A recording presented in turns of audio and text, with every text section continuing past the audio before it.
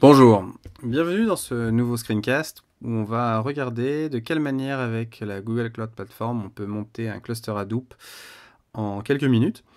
Ce screencast, c'est la reproduction d'une démonstration que j'ai fait récemment lors de la journée Google Atmosphere 2014 où j'ai fait justement cette démonstration de en combien de temps on pouvait avoir une plateforme Hadoop disponible pour pouvoir cruncher de la donnée en utilisant les utilitaires fournis par la Google Cloud Platform. Alors cet utilitaire, il s'appelle BDutil.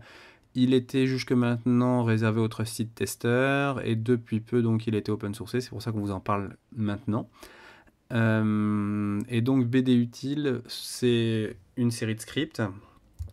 Si on regarde ce script, donc on a un script principal qui s'appelle BDutil qui est ici.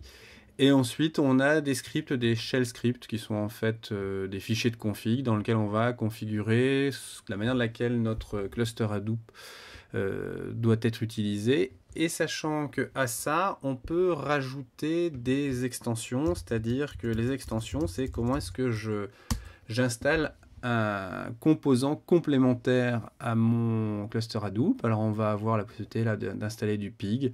Nous, on a fait certaines extensions pour pouvoir installer du Maout aussi. Et on a fait quelques extensions aussi pour installer les librairies autour de Pig qui ne sont pas prévues dans ce que Google fournit. Et ce qu'on va voir aujourd'hui, c'est comment est-ce qu'on installe un cluster Hadoop et un cluster Spark au-dessus.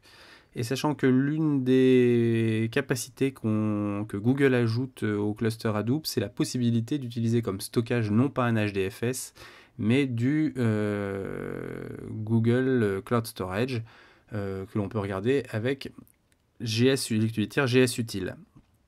Et donc, quand ça se présente, on va regarder déjà qu'est-ce qu'il y a dans notre fichier de configuration. Donc, dans ce fichier de configuration, il y a quelques lignes qui sont importantes. C'est le bucket Cloud Storage dans lequel va être la configuration du cluster, c'est-à-dire dans lequel on va mettre tout ce simili HDFS finalement. Le projet Cloud... pardon, le projet le projet Cloud Platform auquel ça va être attaché, l'image d'OS qu'on va utiliser pour nos VM, le type de VM, donc ici je suis parti sur une N1 standard 4, donc la machine relativement de base, la zone dans laquelle on va exécuter tout ça, et puis ici c'est un paramètre qui nous permet de dire de quelle manière on va préfixer nos hosts, c'est-à-dire que si sur notre projet on a déjà d'autres choses qui tournent, et on va pouvoir préfixer ça, et ici c'est le nombre de workers qu'on va démarrer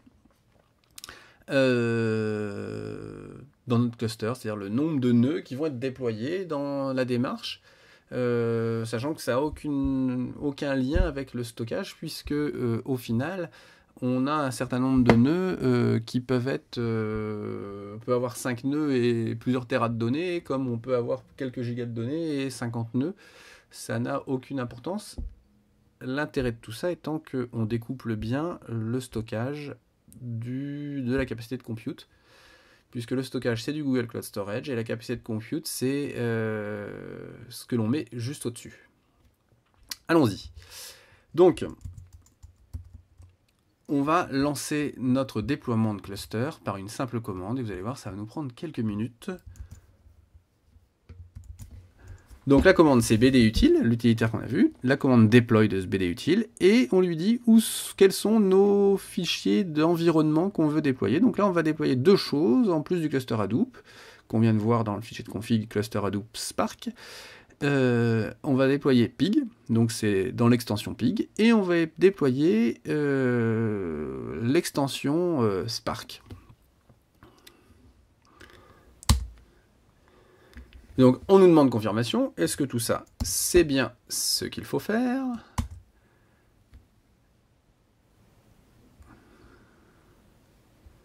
Bon, on aurait dû updater nos composants Google Cloud, et donc normalement, d'ici 3 à 4 minutes, grand maximum, on a un beau cluster Hadoop sur lequel on pourra faire nos démonstrations.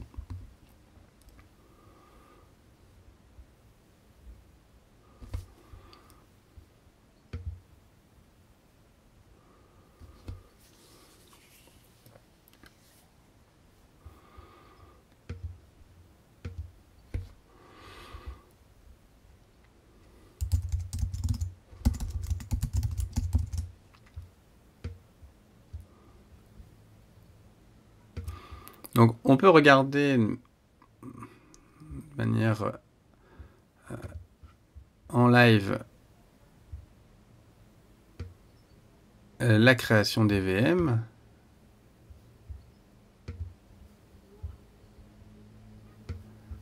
On a bien dans notre cluster ici un certain nombre de VM qui viennent d'être créés.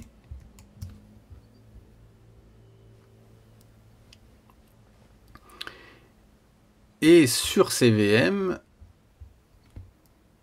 va être déployé les différents composants qu'on a demandé de déployer. Donc il y a un certain nombre de scripts qui sont générés, qui sont paramétrés, et vous avez strictement rien à faire, et tout va être déployé à la volée. Sachant que à tout ça, on a aussi des composants qui maintenant permettent d'intégrer BigQuery avec, de pouvoir intégrer Datastore, donc le stockage clé-valeur, toutes ces choses-là. Donc ça en fait un point d'accès pour déployer des plateformes Big Data dans l'environnement Google qui devient très performant. Pour la petite histoire, auparavant, quand on a démarré à utiliser cet outil, il s'appelait Ghadoop. Et maintenant, il s'appelle BD Utile, qui vraiment fait qu'il a une vision beaucoup plus globale autour du sujet Big Data.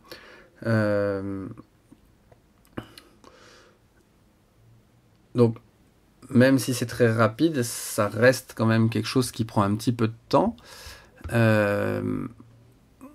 puisqu'on a quand même des composants à downloader. Alors l'autre option, si on veut réaliser ce genre de choses-là, c'est de partir par des images et de personnaliser ces images à la volée lorsqu'on les instancie pour mettre en place tous les softs. Étant donné que Google a des accès quand même assez performants sur tous les repositories, sur toutes les sources de soft qu'on veut installer, l'option d'un script qui réinstalle ex nihilo sur des machines à chaque fois tout le contenu nécessaire est quand même plutôt une bonne option.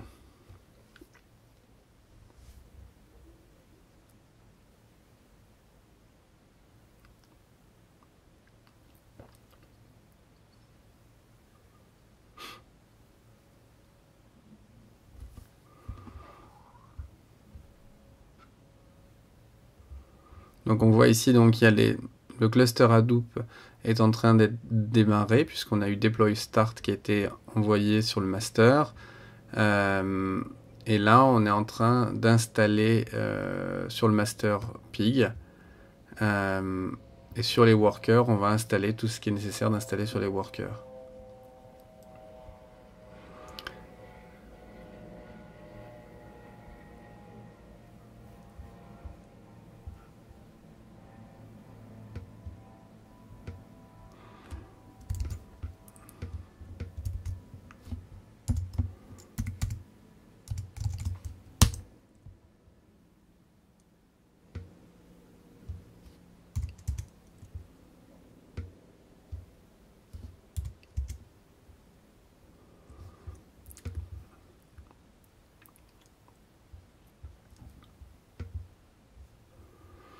Donc voilà, notre cluster est bien déployé. Donc maintenant, si on veut, on peut donc se connecter sur notre Nemenode. Et on a notre Nemenode. On va pouvoir faire un sudo -Hadoop pour se mettre sous le nom du user Hadoop dans le Nemenode. Et donc ici... si je lance, par exemple, donc je vais pouvoir faire un GSUtil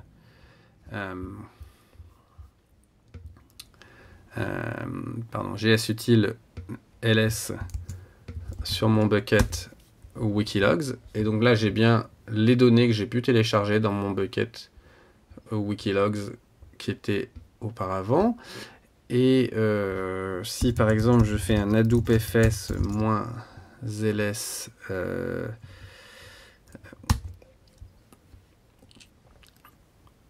je récupère aussi via la commande Hadoop l'ensemble du contenu de ce Wikilogs. Alors de même, on a aussi installé, donc souvenez-vous, on a installé Spark. Et donc, nous avons pareillement donc un cluster Spark qui a été installé. Vous voyez donc ici que l'on a nos 8 workers qui sont live avec chacun 12 Go de mémoire qui a été alloué. Donc ça, c'est des choses qui peuvent se paramétrer dans les fichiers de paramétrage Spark. Donc on a un beau cluster Spark de 96 gigaoctets de mémoire disponible. Et donc sur l'ensemble de ces 8 nœuds, et ça a mis, il faudrait regarder dans la console sous combien de temps ça a été démarré. Notre opération ici, notre opération a été démarrée à 11h21 et on a pu se connecter à quelle heure avons-nous pu nous connecter à 11h25. Donc moins de 4 minutes, on a eu notre cluster Hadoop. Voilà. Bien, merci pour votre attention. Rendez-vous d'ici très peu de temps pour voir qu'est-ce qu'on fait avec ce cluster Hadoop une fois Hadoop et Spark, pardon, une fois qu'il est instancié. Et là, vous allez voir, ça va être amusant. On va pouvoir comparer les performances entre de l'Hadoop classique avec Pig et du Spark. Merci, à bientôt!